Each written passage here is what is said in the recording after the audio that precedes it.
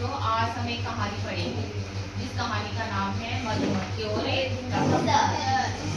अब देखो, आपके तस्वीर दिखाई दे रही होगी। इसमें ये तो कौन है? कबूतर। ये जो पत्ते हैं पानी के अंदर, इस पे कौन बैठी है? मधुमक्खी।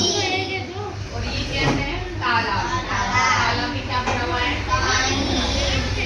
और ये बड़ा सा क्या है?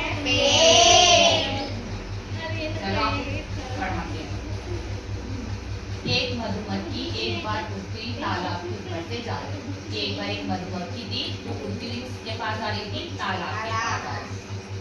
अचानक वह तालाब के पानी में गिर गई। जो मधुमक्खी थी ना, कहाँ गिर गई? तालाब के अंदर गिर गई। उसके पंख गीले हो गए। अब तालाब में क्या था? पानी था। जब वो तालाब में गई तो उसके पंख क्या हो गए? गीले हो गए। अब वह उड़ नहीं सकती थी। अब जब उस मधुमक्खी के पैर क्या हो गए? गीले हो गए, जिसके कारण वो अभी उड़ नहीं सकती थी। उसकी मृत्यु निश्चित थी, उसका मरना निश्चित, क्योंकि उसके पैर पंख जो थे वो तो गीले हो गए, उड़ने वाले। और अब कैसे उड़ सकती? नहीं उड़ पाएगी ना, पंख गीले होने से, जिसके कारण उसकी मरना निश्चित था। तालाब के पास पेड़ पर एक कबूतर बैठा हुआ था। जो बड़ा सा पेड़ था तालाब के पास, उस पर कौन बैठा हुआ था? कबूतर बैठा हुआ था। उसने मधुमक्खी को पानी में डूबते देखा। जब मधुमक्खी पानी में डूब रही थी तो किसने देखा? कबूतर ने देखा। कबूतर ने पेड़ से पत्ता तोड़ा। अब मधुमक्खी की जान बचाने के लिए कबूतर ने क्या किया? पेड़ से पत्ते को तोड़ा। उसे अपनी चोंच में उठाकर तालाब में मधुमक्खी के पास गिरा दिया। जो कबूतर था, पेड़ से पत्ता तोड़ा, अपनी चोंच में लिया और तालाब के अंदर जो मधुमक्खी थी उसके पास में गिरा दिया। धीरे धीरे मधुमक्खी उस पत्ते पर चढ़ गई। जो मधुमक्खी थी धीरे धीरे उस पत्ते पर बैठ गई या चढ़ गई। थोड़ी देर में उसके पंख सूख गए। अब जब पत्ते पर वो जाके बैठ गई मधुमक्खी, तो धूप तो तेज थी, के कारण उसके पंख थे वो सूख गए। उसने कबूतर को धन्यवाद दिया, क्योंकि कबूतर ने उसकी सहायता की थी ना, तो कबूतर को क्या किया? उसने धन्यवाद दिया और वहां से वो उड़ गई। कुछ दिन के बाद, अब कुछ समय बीत गया, कुछ दिनों के बाद कबूतर पर संकट आ गया। अब कबूतर में क्या आ गया? संकट आ गया, यानी समस्या आ गई है कबूतर के जीवन में। वह पेड़ की डाली पर आंखें मूंद कर सो रहा था। तो कबूतर था कहाँ बैठा था? पेड़ की डाली पर बैठा था और आंखें बंद करके सो रहा था। तभी एक लड़के ने अपनी गुलेल से उस पर निशाना साधा। एक बच्चा था शरारती, उसके पास गुलेल थी और उसने कबूतर पर निशाना लगा दिया।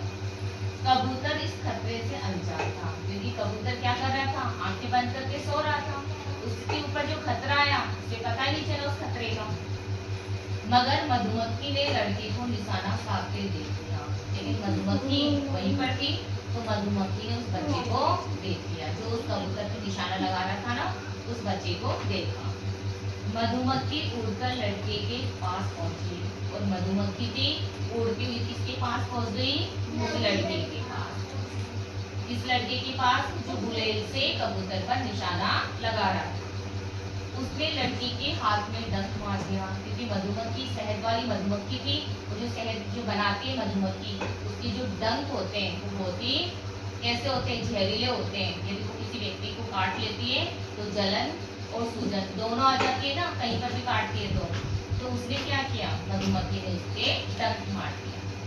लड़के के हाथ से गुलेल गिर गई। तो लड़के के हाथ में जो निशाना साधने वाली जो गुलेल थी वो नीचे गिर गई, क्योंकि मधुमक्खी ने उसके हाथ पर डंके लगा दिया। और दर्द के मारे वह जोर जोर से चीखने लगा। जो बच्चा था और उसके दर्द होने लगा मधुमक्खी के काटने से, तो जोर जोर से चिल्लाने लगा। लड़के की चीख सुनकर कबूतर जाग गया। जब लड़का जोर जोर से चिल्ला रहा था, उसकी आवाज को सुनकर जो कबूतर था वो जाग गया। उसने अपनी जान बचाने के लिए मधुमक्खी को धन्यवाद किया। अब मधुमक्खी ने उसकी क्या बचाई? जान बचाई। किसकी जान बचाई? कबूतर की। तो कबूतर ने भी क्या दिया? उसको धन्यवाद दिया और मजे से उड़ गया और कबूतर भी वहां से उड़कर चला। अब इस कहानी से हमें ये शिक्षा मिलती है कि यदि हम दूसरों की सहायता करेंगे, सहायता यानी मदद करेंगे, तो हमें भी मददें मिलेगी। यदि हम दूसरों की सहायता नहीं करेंगे तो हमें भी कोई सहायता नहीं देगा। इसलिए हमेशा हमें दूसरों की सहायता करनी चाहिए। यदि कोई व्यक्ति संकट में फंसा हुआ तो उसकी हमें सहायता करके उसे संकट से बाहर निकालना चाहिए।